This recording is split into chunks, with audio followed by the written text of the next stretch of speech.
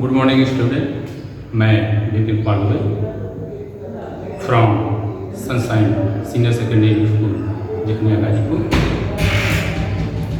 आज कक्षा 9 का ये हमारा पहला वीडियो है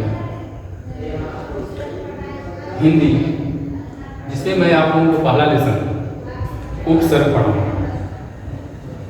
हिंदी में उपसर्ग कहते हैं और इंग्लिश में इसको जो है प्रीफिक्स कहते हैं। प्री का अर्थ होता है पहले और फिक्स का अर्थ होता है जो शब्द के पहले लगते हैं, जो शब्द के पहले लगते हैं। तो सबसे पहले हम आप लोगों को बताएंगे कि उपसर्ग जो है यह शब्द नहीं होता है। उपसर्ग जो है शब्द नहीं होता। उपसर्ग जो है शब्दांश होता है। उपसर्ग जो है शब्दांश होता है। यह जो है किसी शब्द का जो है अंश होता है। उपसर्ग और यह उपसर्ग जिस मूल शब्द के किसी मूल शब्द के पहले लगते हैं, यह उपसर्ग किसी मूल शब्द के जो है पहले लगते हैं और पहले लगकर उनके अर्थ में बदलाव लाते हैं।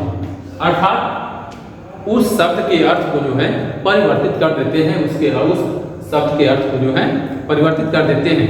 इस तरह से उपसर्ग की जो परिभाषा बनती है, इस तरह से जो है उपसर्ग की जो परिभाषा बनती है, वह परिभाषा जो है भाषा के वे सार्थक लघुत्तम खंड, भाषा के वे सार्थक लघुत्तम खंड जो किसी शब्द के आरंभ में लगकर नए नए शब्दों का निर्माण करते हैं। एक बार फिर से उपसर्ग की परिभाषा सुन लीजिए। उपसर्ग भाषा के वे लघुत्तम खंड हैं जो शब्द के प्रारंभ में लगकर उनके अर्थ में परिवर्तन ला देते हैं, वे उपसर्ग कहलाते हैं। उपसर्ग की यह परिभाषा हो गई। उपसर्ग से जो है उपसर्ग का प्रयोग जो है शब्दों के निर्माण में किया जाता है। उपसर्ग का प्रयोग शब्दों के निर्माण में किया जाता है। अब हम आगे बढ़ते हैं उपसर्ग के प्रकार। उपसर्ग के प्रकार कौन कौन से हैं और उपसर्ग कहाँ से आता है, कहाँ से हम ले सकते हैं। तो उपसर्ग के प्रकार में सबसे पहले हम लेते हैं तत्सम,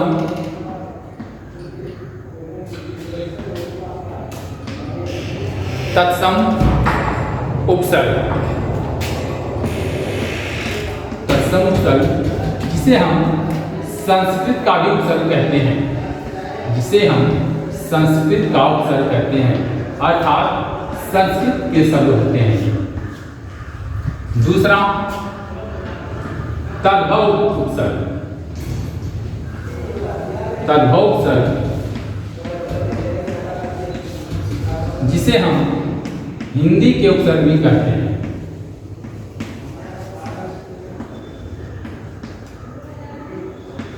जिसे हम हिंदी के उपसर्ग भी कहते हैं। तीसरा आगत या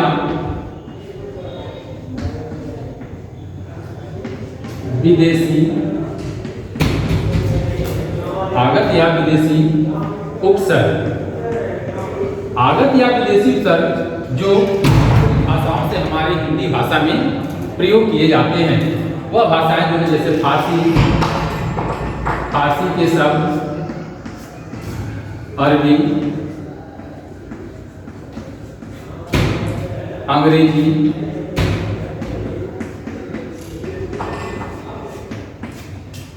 यह आगत शब्द या यह आगत उपसर्ग या विदेशी उपसर्ग होते हैं जो दूसरी भाषाओं से हमारी हिंदी भाषा में जो है प्रयोग किए जाते हैं।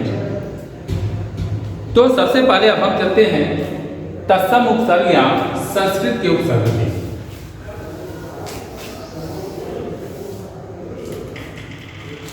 तत्सम उपसर्ग या संस्कृत के उपसर्ग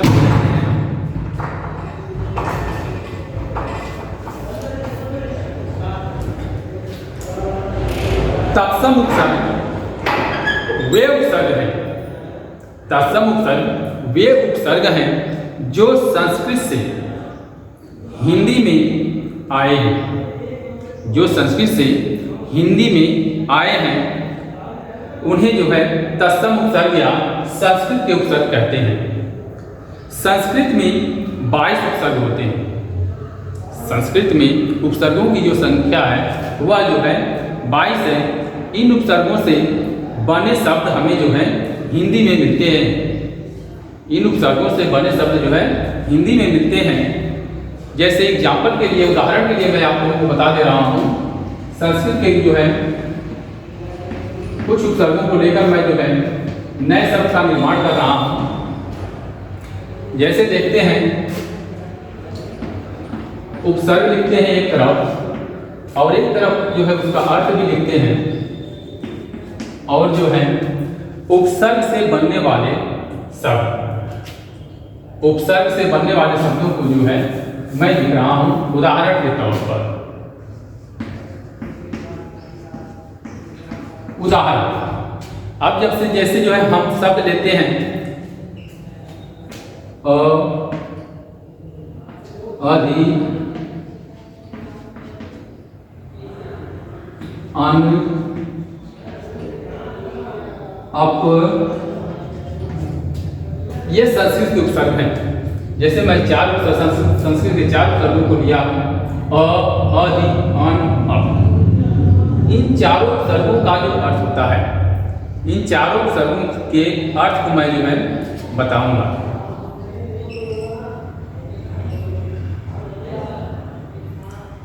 अ का अर्थ होता है अभाव या निषेध भी कह सकते हैं।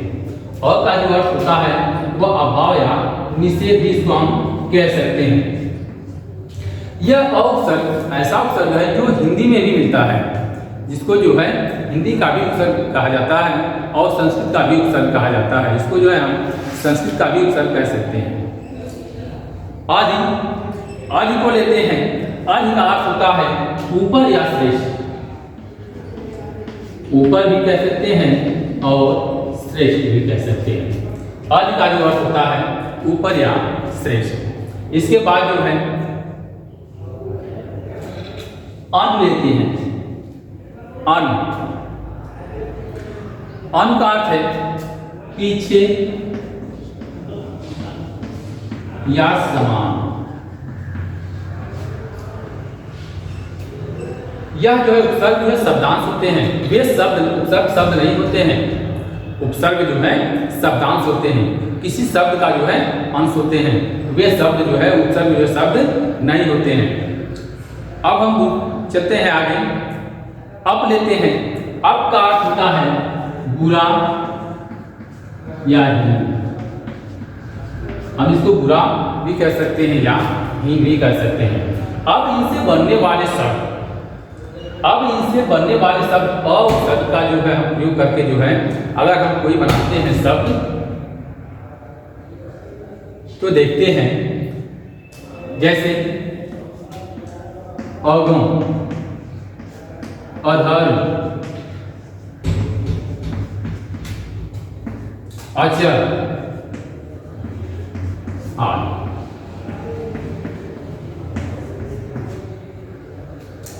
आज इसे बनाते हैं।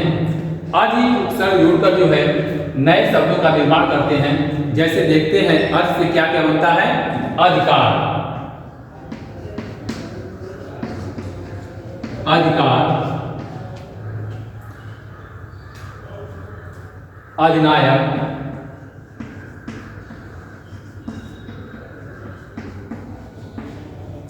अधिनायक, अधिकरण,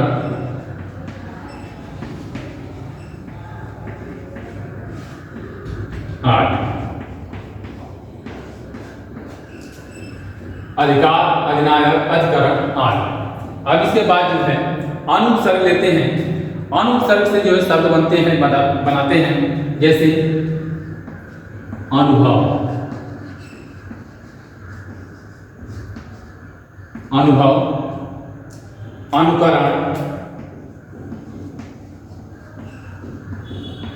अनुकरण, अनुरोध, अनुरोध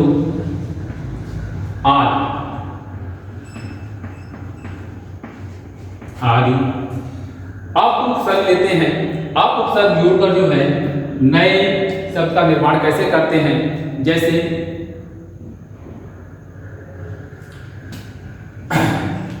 अपमान, अपयश, अपयश,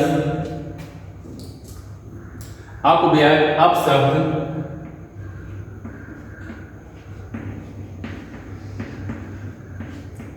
आदि।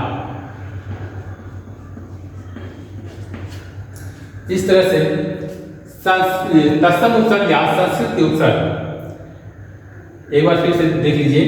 संस्कृत के उपसर्ग वे तत्सम सब उपसर्ग होते हैं जो संस्कृत से हिंदी में आए हैं।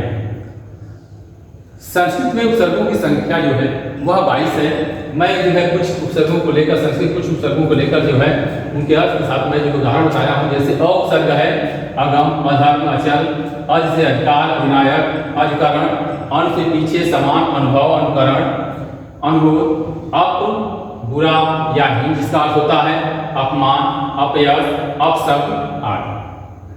अब हम आगे चलते हैं, दूसरा देखते हैं। दूसरा जो उपसर्ग है वह जो है तद्भव उपसर्ग या हिंदी के उपसर्ग। दूसरा उपसर्ग जो है वह जो है तद्भव उपसर्ग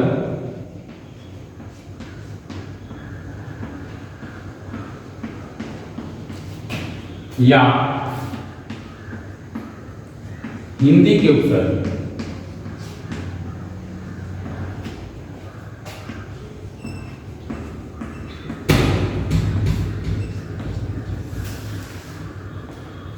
तद्भव उपसर्ग या हिंदी के उपसर्ग। अब हम सबसे पहले हम इसका जो है डेफिनेशन बता रहे हैं, इसकी परिभाषा को बता रहे हैं। आपको ध्यान सुनिएगा परिभाषा, इसको जो है इसकी परिभाषा। तद्भव उपसर्ग मूलतः संस्कृत के उपसर्गों से ही विकसित हुए हैं। तद्भव उपसर्ग जो होते हैं वह मूलतः संस्कृत के तत्सम उपसर्गों से ही विकसित हुए हैं। इन्हीं को हिंदी उपसर्ग भी कहा जाता है। इन्हीं को जो है हिंदी उपसर्ग भी कहा जाता है। अर्थात हम इस प्रकार से भी कह सकते हैं संस्कृत का परिवर्तित रूप जो हिंदी में प्रयोग किया जाता है वह जो है तद्भव उपसर्ग या हिंदी के उपसर्ग कहलाते हैं। उदाहरण उदाहरण उदाहरण जैसे हम देखते हैं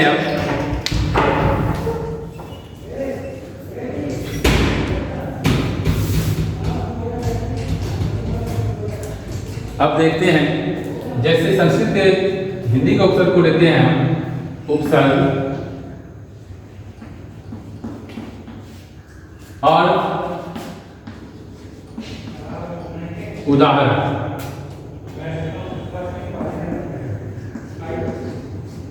उदाहरण कुछ उपसर्ग हैं, जैसे मैं हिंदी के कुछ उपसर्गों को ले रहा हूं, जैसे पर,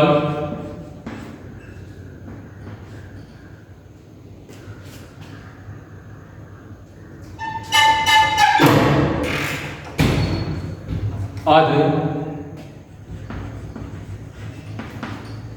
दिन,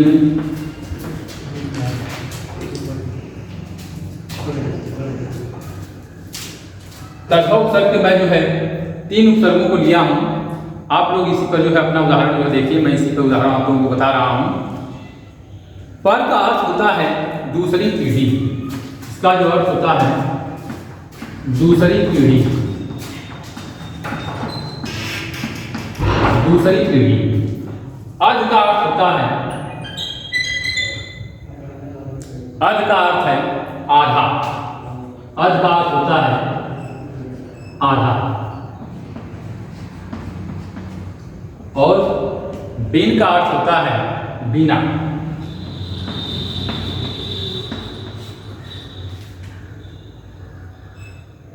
अब देखिए उदाहरण के तौर पर, उदाहरण जैसे पर उपसर्ग लगाते हैं। यह पर उपसर्ग जो है हमारा, यह तद्भव उपसर्ग या हिंदी का उपसर्ग कहलाता है। यह पर उपसर्ग जो है यह हमारा जो है तद्भव उपसर्ग या हिंदी का उपसर्ग जो है कहा जाता है।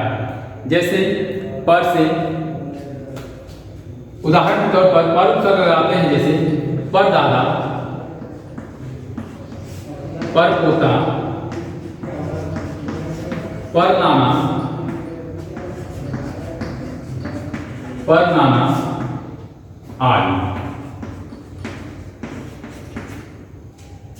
अर्ध का अर्थ होता है आधा। जैसे अधपका,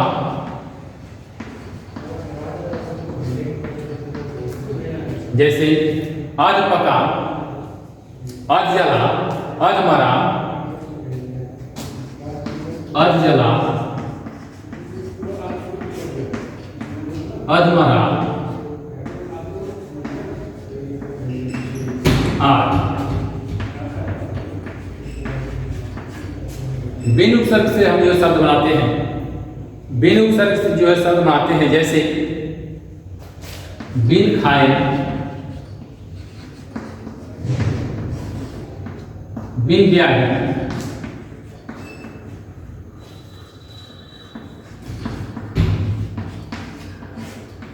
बिन खाए, बिन ब्याही, बिन जाने,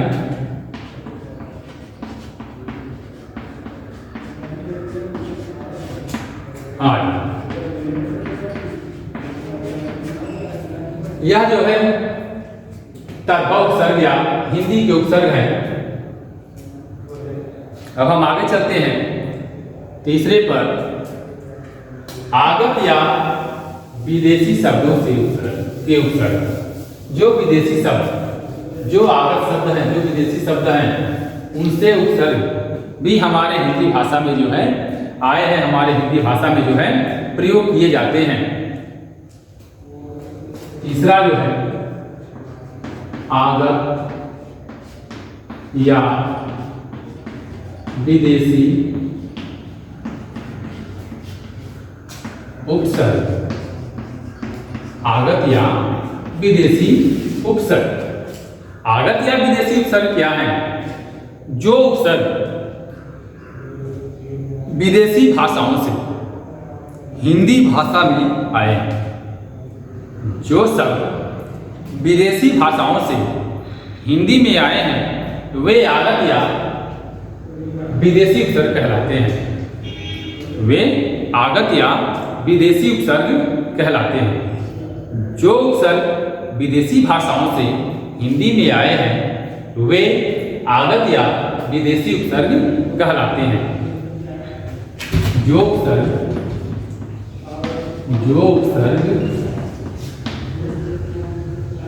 विदेशी भाषा से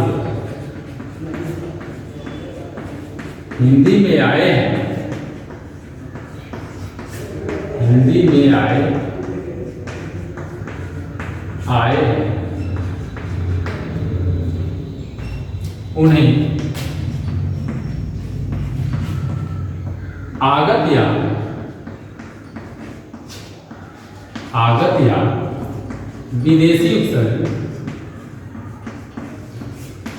विदेशी उपसर्ग कहते हैं।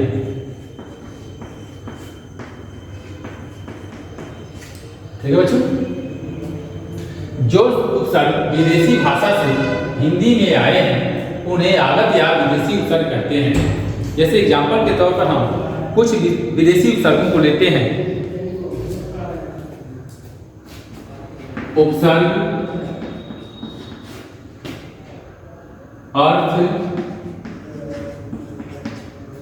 तथा उदाहरण।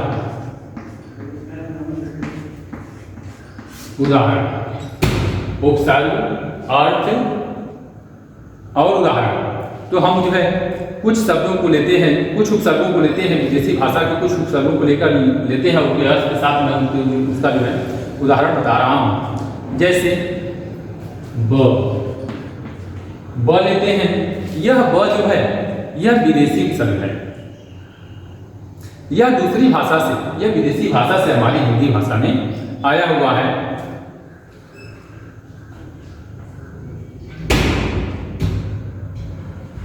बा, यह भी जो है विदेशी उपसर्ग है। कम, यह भी जो है विदेशी उपसर्ग है। बद, यह भी जो है विदेशी उपसर्ग है। अब जो है उपसर्ग ब का यह शब्दांश होते हैं, यह उपसर्ग जो होते हैं यह जो है शब्दांश होते हैं, यह शब्द नहीं होते हैं। इनको हम शब्द नहीं कह सकते हैं, हम इनको जो है शब्दांश कहते हैं। यह जो है शब्दांश होते हैं। ब का अर्थ होता है के साथ, के साथ, या जो है से भी, से। बा का जो अर्थ होता है वह जो है साथ से।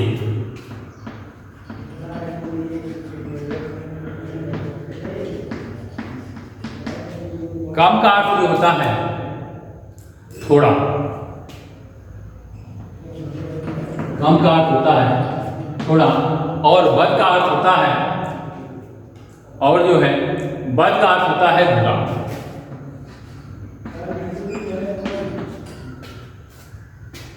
अब आगत या विदेशी उपसर्ग से बनने वाले शब्द, आगत या विदेशी उपसर्ग से जो है बनने वाले शब्द को हम देखते हैं। सबसे पहले जो है ब उपसर्ग है, तो ब से जो है जैसे बखूबी, बखूबी, बदौलत, बदौलत, बगैर, बगैर आदि। अब हम बा उपसर्ग से नए शब्दों का जो है निर्माण कर रहे हैं। बा उपसर्ग से नए शब्द का निर्माण कर, जैसे बाकायदा, बाकायदा, बाकायदा, बाअदब, बावजूद, बाअदब, बावजूद,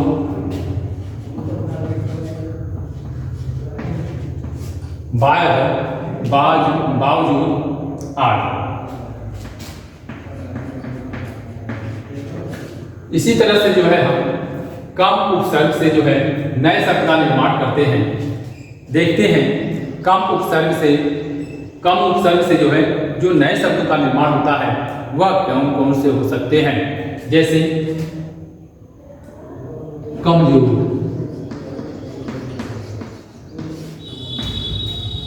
कम उम्र, कमजोर, कम उम्र,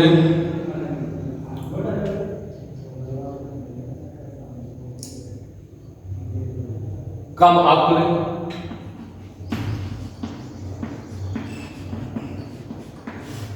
आठ।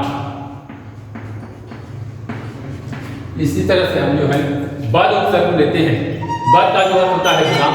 अब इससे जो है नए बनने वाले शब्द जो है बद उपसर्ग से बनने वाले जो शब्द हैं वह है जैसे बदमाश,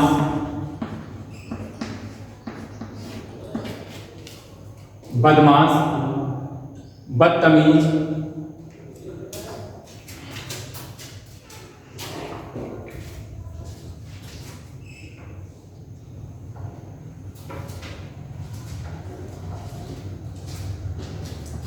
बदतमीज, बदचलन, आठ। यह है हमारे आगत या विदेशी उपसर्ग से बनने वाले शब्द। जो उपसर्ग विदेशी भाषा से हिंदी में आए हैं उन्हें आगत या विदेशी उपसर्ग कहते हैं। अब आगे हम चलते हैं।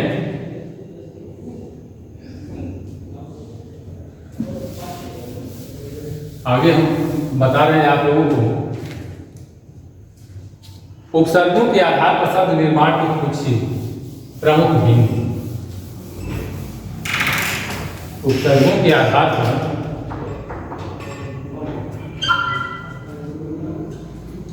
उपसर्गों के आधार पर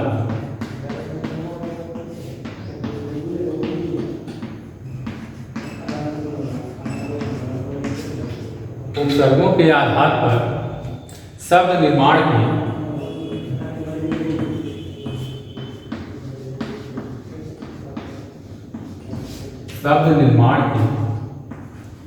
कुछ प्रमुख बिंदु।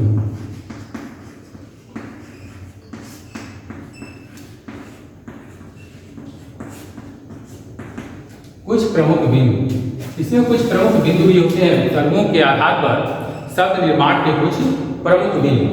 पहली बात क्या करनी चाहिए कि प्रायः जिस प्रकार का पहला पॉइंट उपसर्गों के आधार पर शब्द निर्माण के कुछ प्रमुख बिंदु में जो है पहला पॉइंट यह है कि प्रायः जिस प्रकार का शब्द है उसी प्रकार का उपसर्ग शब्द के साथ लगता है। अगर तत्सम शब्द है तो उसके साथ जो है तत्सम उपसर्ग ही लगेगा। अगर तद्भव उपसर्ग है तो उसके साथ जो है तद्भव शब्द ही लगे। तद्भव शब्द है तो उसके साथ जो है तद्भव उपसर्ग लगता है। अगर विदेशी शब्द है तो उसके साथ जो है विदेशी उपसर्ग का जो है प्रयोग किया जाता है। कभी कभी क्या होता है, दूसरा पॉइंट जो है, कभी कभी होता क्या है कि जब कुछ उपसर्ग भाषा में अधिक प्रचलित हो जाते हैं, कभी कभी ऐसा भी होता है कि कुछ शब्द जो है भाषा में जो है अधिक प्रचलित हो जाते हैं, या कभी कभी साहित्यकार जो होता है वह नए नए प्रयोग करने लगते हैं, तब भिन्न स्रोत के उपसर्ग भिन्न स्रोत के उपसर्ग भिन्न भाषा में बहु प्रचलित हो जाते हैं। तब जो है विभिन्न स्रोत के उपसर्ग विभिन्न स्रोत के शब्दों के साथ प्रयुक्त हो जाते हैं, जैसे बेजोड़, अथाह इत्यादि। तीसरा पॉइंट है कि संस्कृत के निषेधवाची अर्थात जो अभाव को दिखाता हो, संस्कृत के निषेधवाची जो अभाव को दिखाता हो, जैसे अन उपसर्ग का हिंदी रूप में अन रूप परिवर्तित हो जाता है। जैसे अगर हम इस तरह से अन को लिखते हैं तब यह अन जो है संस्कृत का उपसर्ग कहलाता है। अगर हम इस तरह से अन लिख देते हैं तो यह अन जो है हिंदी का उपसर्ग कहलाता है।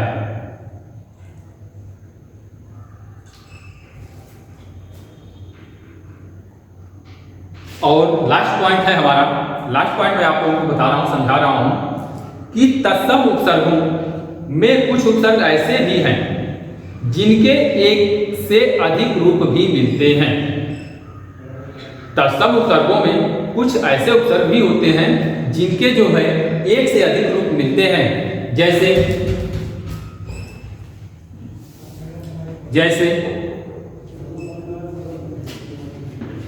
दुष्ट हो गया, इस तरह से भी दुष्ट लिखते हैं,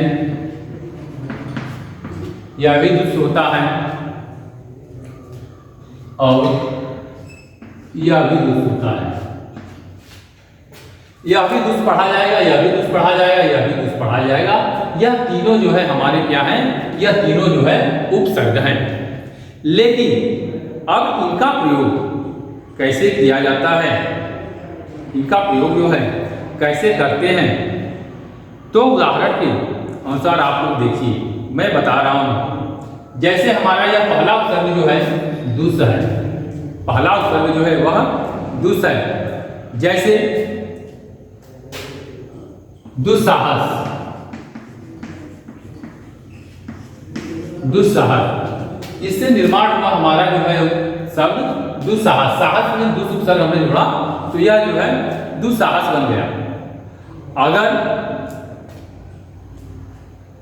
इनका प्रयोग जो है स त अघोष ध्वनियों के पूर्व होता है, इसका प्रयोग जो है स तथा त, स त और सघोष, सघोष ध्वनियों पूर्व होता है। सघोष नहीं, अघोष, सॉरी, अघोष ध्वनियों के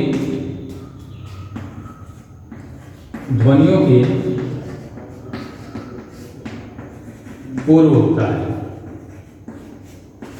के पूर्व लगते हैं। अब इसके बाद जो है दुस, इस वाले दुस को देखते हैं। जैसे दुष्कर, जैसे देखते हैं इसका उदाहरण जो है देखते हैं हम। जैसे देखते हैं दुष्कर, और भी हम शब्द बना सकते हैं जैसे दुष्कर, दुष्कर, दुष्प्राप्य, इस तरह से हम शब्द बना सकते हैं। मैं एक उदाहरण करके आपको बता रहा हूं, दिखा रहा हूं करके कि यह जैसे दुष्कर्म हो गया। तो इसका प्रयोग कब करते हैं? इस दुष् का प्रयोग जो है हम कब करते हैं, किस समय करते हैं? यह जो है क और प, क और प आदि, क और प आदि अघोष ध्वनियों के पूर्व, क प अघोष ध्वनियों के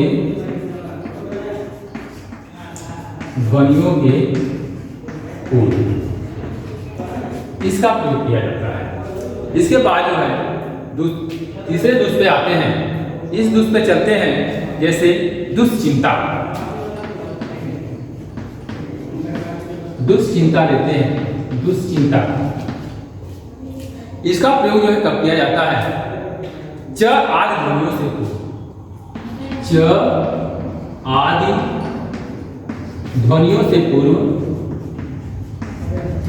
ध्वनियों से पूर्व इसका प्रयोग किया जाता है। इस तरह से देखने में यह तीन दुष् हैं। इन तीनों दुष् का प्रयोग जो है अलग अलग परिस्थितियों में जो है किया जाता है। अगर जो स त अघोष ध्वनियों के पूर्व लगता है, यह दुष् जो है क प अघोष ध्वनियों के पूर्व लगता है, और यह दुष् जो है च आदि ध्वनियों के जो है से पूर्व लगता है। अब हम आगे चलते हैं।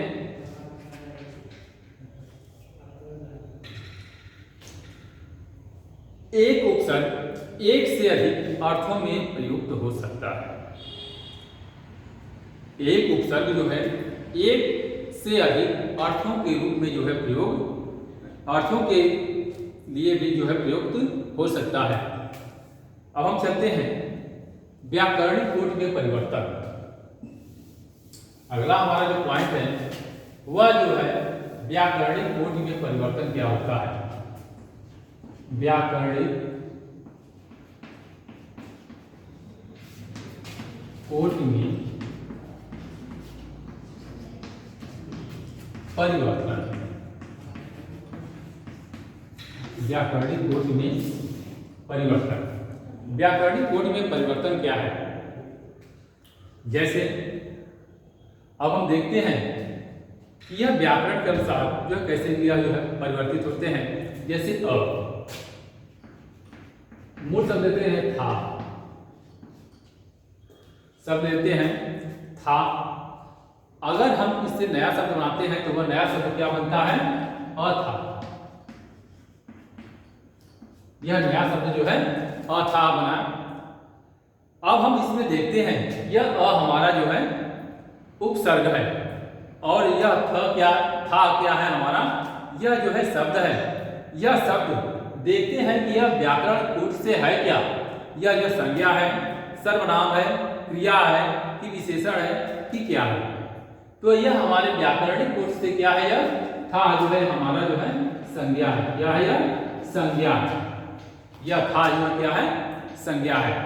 लेकिन जब यह नए शब्द का निर्माण किया, यह मूल शब्द था जो है और उपसर्ग के साथ जुड़कर जो है नए शब्द का निर्माण किया, तो वह नया शब्द क्या वह संज्ञा है या कोई कुछ और है? व्याकरणिक कोश से वह जो है या कुछ और है? जी हाँ, यह जो व्याकरणिक कोश से कुछ और है, यह अथाह जो है हमारा जो है विशेषण बन जाता है। यह हमारा अथाह जो है यह विशेषण बन जाता है।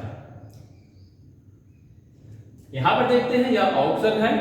यह हमने जो है था लिया, एक शब्द जो है था लिया, यह था जो है संज्ञा है।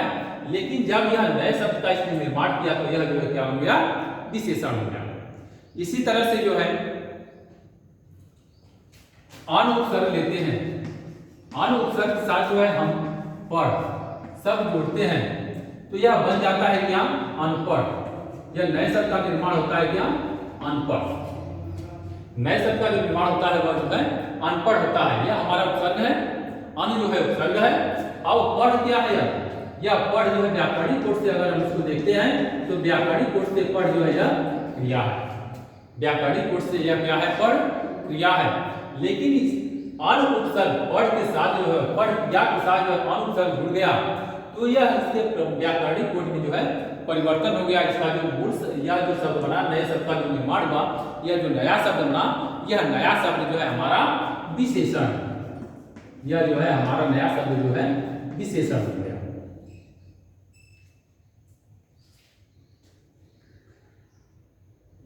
इसी तरह से जो है कुछ में व्याकरणिक कोटि में जो है परिवर्तन नहीं होता है। कुछ उपसर्ग को लगाने के बाद जो है इसमें जो व्याकरणिक कोटि में जो है परिवर्तन नहीं होता है। जैसे जो है अनुपसर्ग लेते हैं और इसके साथ जो है ध्वनि मूल शब्द लेते हैं जो संज्ञा है और इसके साथ जो है जो मूल शब्द का निर्माण, जो नए शब्द का निर्माण होता है वह जो है अनहोनी। अनहोनी और यह अनहोनी जो है यह अभी जो है हमारी संज्ञा है।